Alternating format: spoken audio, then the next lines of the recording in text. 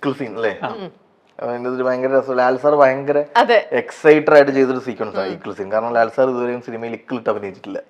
അപ്പൊ അതിന്റെ ഒരു എക്സൈറ്റ്മെന്റിൽ പെർഫോം ചെയ്യുന്ന സമയത്ത് ലാൽ സാറിനും അത് ഷൂട്ട് ചെയ്യുന്ന സമയത്ത് എനിക്കും ഉണ്ടായിരുന്നു. അപ്പം ലാൽ സാറിന്റെ കൗതുകമായിട്ടാണ് ഞാൻ പറയണത്. ഞാൻ ഇത് ലാൽ സാർ ഈ സീൻ ഷൂട്ട് ചെയ്യണതിന് ഒരാഴ്ച മുന്നേ തന്നെ ഞാൻ ലാൽ സാറിന്റെ അടുക്കൽ ഇങ്ങനെ ഫീഡ് ചെയ്ത് തുടങ്ങി.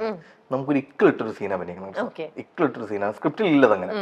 സാർ ഇക്കിളിട്ട് ഒരു സീൻ അഭിനയിക്കണം എന്ന് ഞാനിങ്ങനെ പറഞ്ഞു കൊടുത്തോണ്ടിരിക്കുക.